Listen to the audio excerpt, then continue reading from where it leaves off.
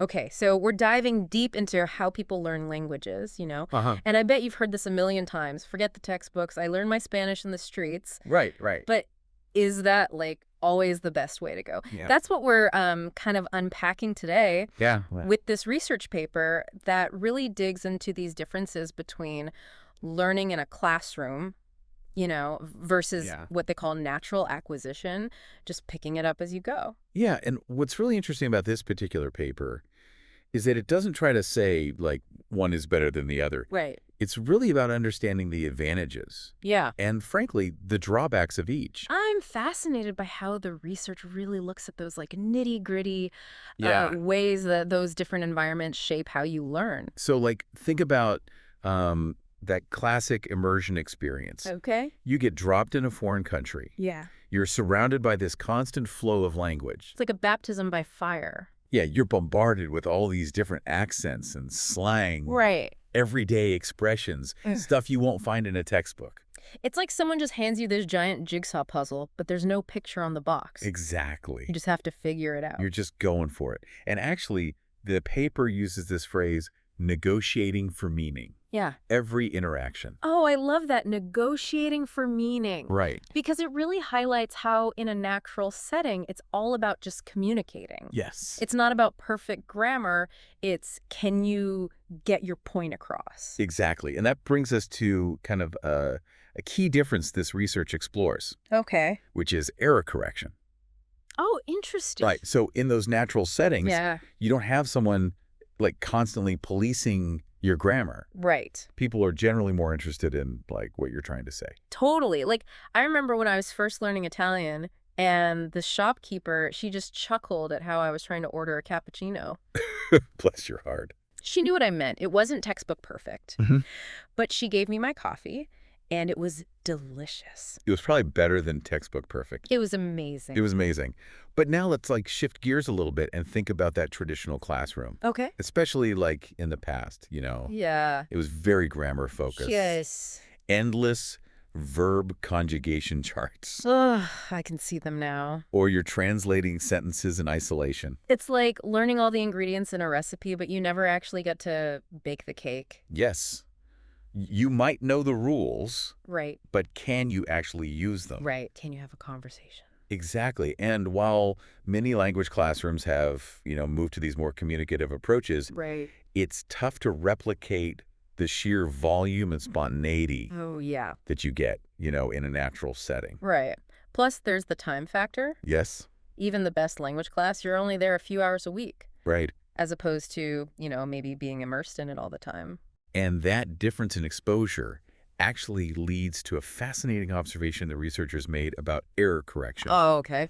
They found that because you're constantly interacting in those natural settings, making mistakes becomes normalized.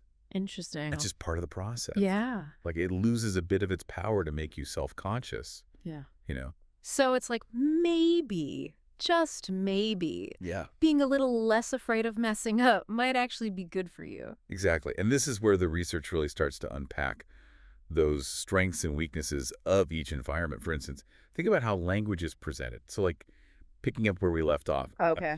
Let's talk about how language is presented in these different contexts. Yeah. In natural settings, you're just thrown into this like linguistic whirlwind, right? Right. You're encountering language in its like wildest form. Yeah. All the regional dialects and slang and these expressions that are evolving faster than any textbook could keep up with. Yeah. It's like that movie scene where someone lands in a new country and they're just suddenly hit with this wave of like unfamiliar sounds and expression. Yes. And your brain is like... Overwhelming, but also exciting. It is. It is. Your brain is like starting to pick up on the patterns. Right. Even if you don't realize it. Yeah, yeah. Like you're constantly absorbing. Yeah. Even if you can't like articulate the grammar rule behind it. Like you're building this mental library without even really trying. Precisely. Yeah. But so contrast that with, that more traditional classroom setting. Okay. Even though things are shifting. Yeah. There's often this like heavier emphasis on presenting language. Yeah. In this very curated linear way. Right. Very step by step. Yeah. Start with the present tense. Right. Then you move to the present continuous. Yeah. Yeah. And like while that can be helpful, Right. to sort of get those building blocks in place. Yeah. It doesn't always reflect how we're actually using and processing language out in the real world. Right. And the researchers use this phrase, authentic language, which I love. Authentic language. Because it's not just like textbook dialogues or simplified readings. It's like it's the real deal. it's the messy, unpredictable, yeah. fascinating way the native speakers actually use the language. So it's like instead of studying, just the musical notes, right, you're also like listening to how different musicians interpret a piece. Yes. And add their own style and flair to it. It's like capturing the essence of it, not just the technical components. Yeah, that's such a good point. And that makes me think about, the role of interaction in language learning, right? Because like you were talking about how in those natural settings, you're constantly in this back and forth, this negotiating for meaning. Yes. You're asking questions, you're clarifying, you're using every tool you have to get your meaning across. Yeah. And it made me think about, like, how does that translate to a classroom? Right, because in a classroom, you have one teacher trying to facilitate that, like, back and forth, but with 20 other people. Right, and that's a challenge that the researchers acknowledge. Yeah. That, you can have more communicative teaching methods. Right. But it's really hard to replicate that, like, energy, frequency, the spontaneity. It's like the difference between practicing your dance moves at home. Right. And then going out dancing, Exactly. So that's a totally different experience. But despite those limitations, they highlight that classrooms are adapting. Yeah, that's good. They're incorporating more authentic materials, more student-led discussions, even technology. That's cool. To kind of simulate these real-world interactions. So it's not about, like, getting rid of the textbook altogether. Right. It's finding ways to, like, bridge that gap between that structured environment and that really dynamic, unpredictable world. Right. And I think that's why this research is so valuable, right? Yeah. Because it's not saying one is better. Right. It's just helping us understand the strengths and the limitations of each one. So, we've really gotten into the nitty-gritty of language learning from, those street corner conversations to what's going on in classrooms. Right. But this research isn't just about understanding the theory, right? Like, it actually gives us some practical stuff we can use to learn languages better. Totally, yeah. It's like having a roadmap or like an insider's guide to how our brains actually do this in different settings. For those of us who, can't just hop on a plane tomorrow. Right. What are some things we can do based on this research? Well, I mean, one of the biggest takeaways for me is just like engage with authentic language. Yeah, that makes sense. Remember how we talked about those messy real-world interactions? Yeah, right. Like, we can seek those out. Yeah. Even if we don't have a plane ticket. Totally. And like we live in a time where that's easier than ever, right? Exactly, yeah. Instead of just, working through textbook dialogues. Yeah. Like, immerse yourself in the stuff that native speakers are actually consuming. Oh, yeah. Like watch movies. Movies, music, podcasts. Listen to music, yeah. Even just like scrolling through social media. Right. Just get a feel for it, yeah.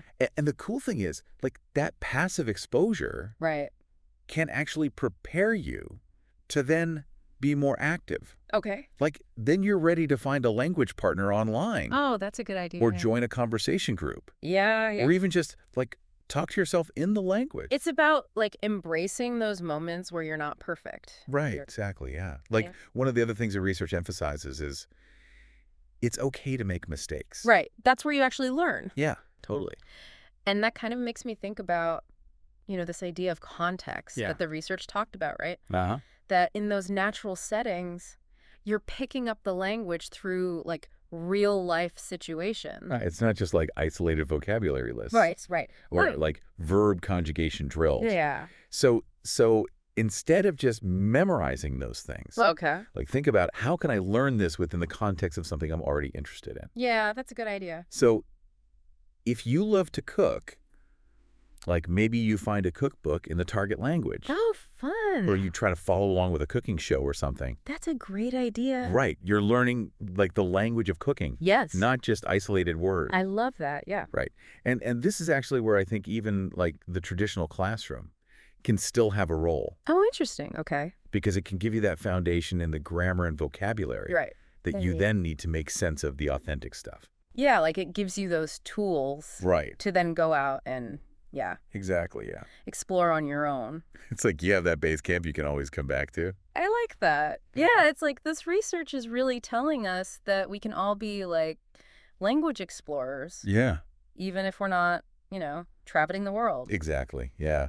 So whether you're, someone who thrives in a classroom Right. or you really love those spontaneous moments. Yeah, yeah. Just like be open to making mistakes and have fun with it.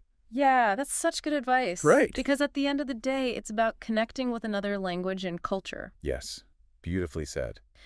And on that note, I think we'll wrap it up there. Sounds good. So until next time, happy learning.